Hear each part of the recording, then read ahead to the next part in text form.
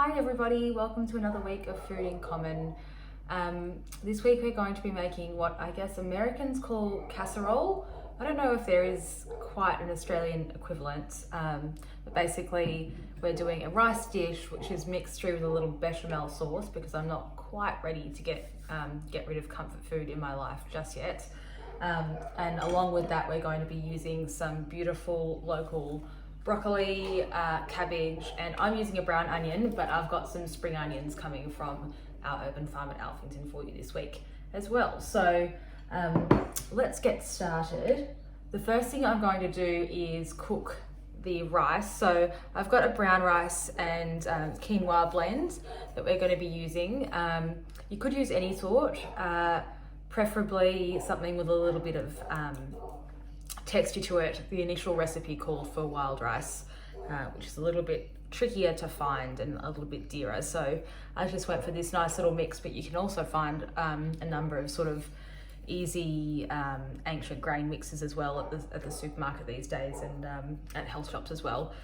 So anything like that would do perfectly. Other than that, what we're going to need are the basics for bechamel. So butter, flour,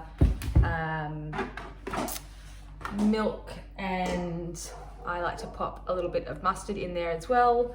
And the only other thing we really need is some grated cheddar style cheese and some stock. I'm using chicken stock, veg stock is fine, whatever you've got on hand. So the number one thing to do when cooking rice is check the instructions on whatever kind you're using.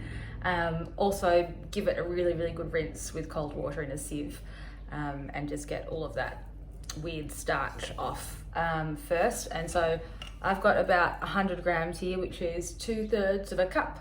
I'm just going to cover that with water, put it on a low absorption and see how we go. I think it should take about 20 minutes or so. While the rice is cooking, I'm also going to quickly chop up my broccoli. So I'm using broccolini, which I think will be similar to what you guys get in your parcels. And I'm just going to cut it into little chunks about so big. So what's that? 2 fingernails worth in terms of size, maybe a little bit more. Gonna pop that in hot water, blanch it for about 4 minutes or so until that really bright green color comes up, and then quickly take it out of the water and give it a quick burst with cold water just to set that freshness in. Next thing we're going to do is chop the onions. So as I said, I'm using a brown onion, but you'll use a spring onion. So just cut the whites and we'll pop that to one side and use now. And with the greens, we'll use that as a garnish later on to freshen up the dish. So with the whites, just go about it like you would a normal onion, and we're going to fry that off in a little bit of butter with the cabbage. And then yeah, we can use the greens later on. So while I've got the rice cooking here, the broccoli cooking over here, I've just popped a little bit of butter in a pan. And I'm going to throw the onion in that. And I'm just going to cook that on really low heat. And while that's starting, we'll cut up the cabbage together. So I've got about 1/4 of a cabbage. And I'm just going to go really finely as I can. Sort of like I'm making coleslaw, and just shred, because I'm conscious that because we're using a rice mix today with quinoa, you sort of don't want anything to outweigh that really light texture. So I'm just going to keep doing that for my whole 1/4 of the cauliflower. Of the cabbage, and then I'll throw that in with the onions. And I may need to add another sort of slodge of butter just to coat it. But basically, what we want is the cabbage to cook down a little bit and sweeten up as it does so, and sort of meld with the onions.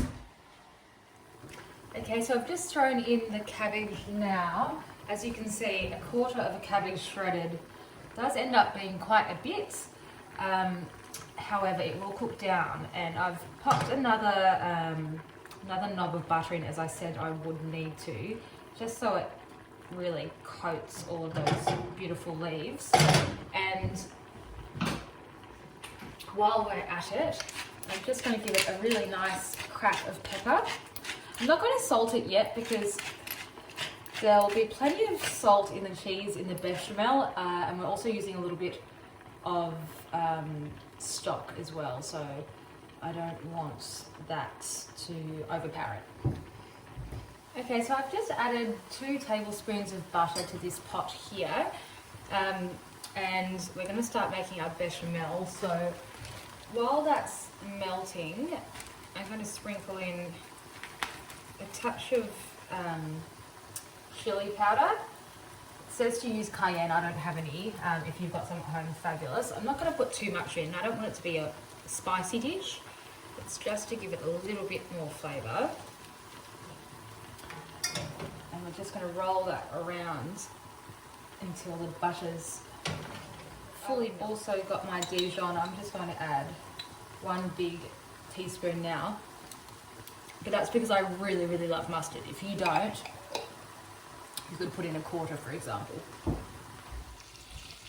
So I'm just going to grab my whisk and melt that butter and Dijon together. But as you can see, my heat was probably a little bit too hot because it was starting to sizzle too much. Let me see if I can show you without setting things on fire. So I don't want my butter to burn.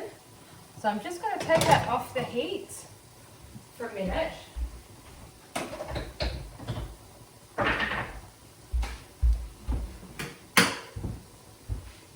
While it's off the heat, I'm going to add 2 tablespoons of flour.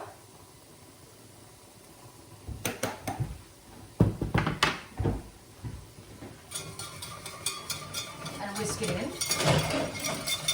and then put it back on the lowest heat I've possibly got,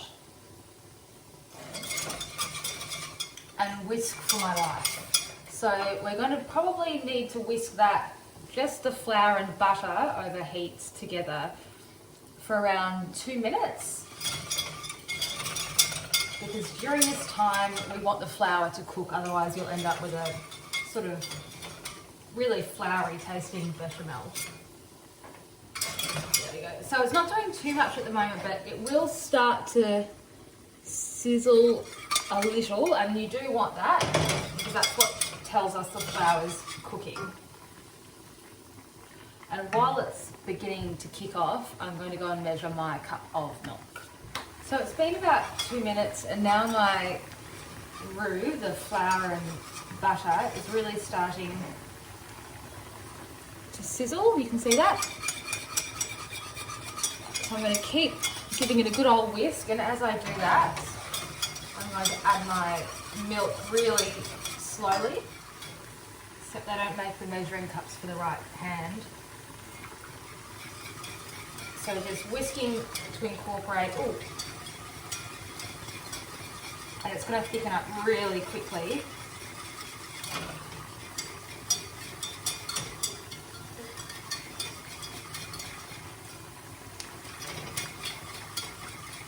That's better. I'm just going to pop the rest of that in now and give it the stirring of its life.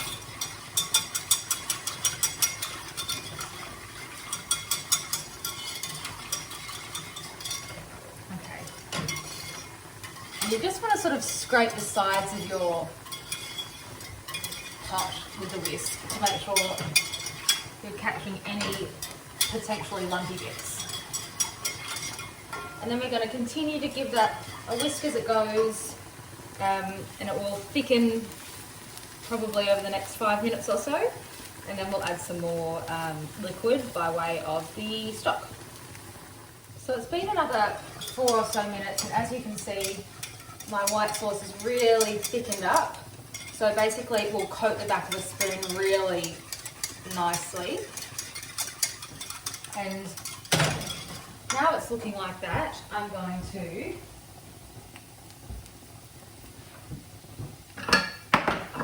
start by adding probably half a cup of stock and just give that a nice whisk to thin it and combine it.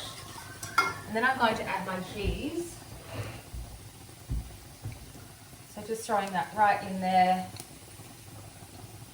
You are welcome to halve the amount of cheese that you throw in.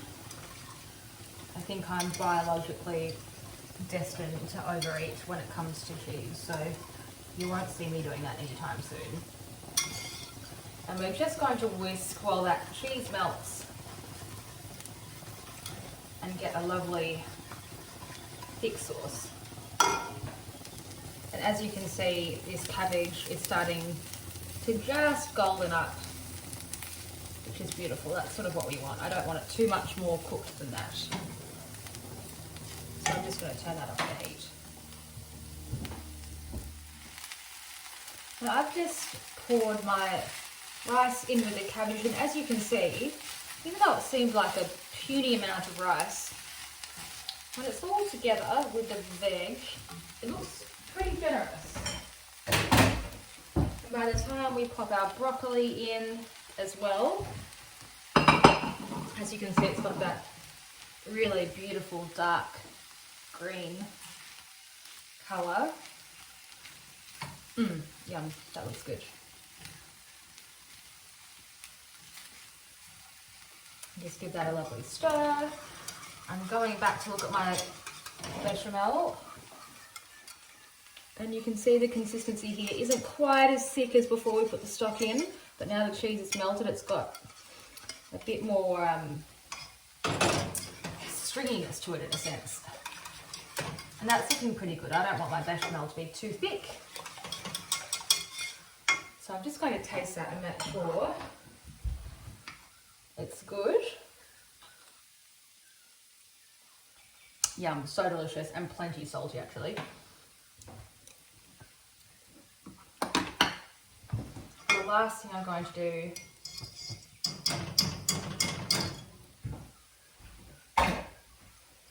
is just pour my bechamel straight over the top here.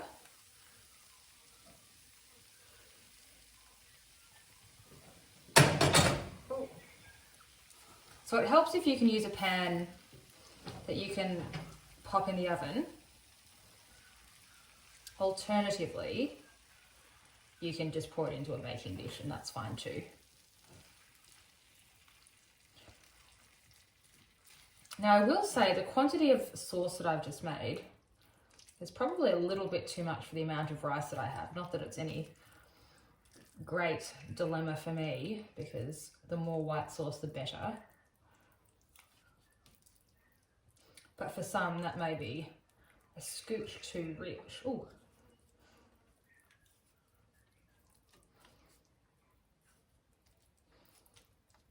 There we are. So that's almost our finished product. What I'm going to do now, just to finish it off, is put the oven on the grill setting and just crisp up that top. And then I'll show you what it looks like afterwards. So I've just taken my little casserole out from under the grill, and as you can see, it's looking pretty gorgeous. So it's piping hot still. So I've just crisped up that top there and sprinkled some spring onion tops from my garden right over the top. And that is it. So I'll put some recommendations of things to serve this with. I think roast chicken would be an obvious, delicious one. If you're trying to avoid meat, like big roasted portobello mushrooms could be delicious. A crisp green salad because it is quite rich. And also if you have any other veggies left over in the house, it would be an ideal way to use those up. Throw them in and then you've got a lovely meal. Talk soon.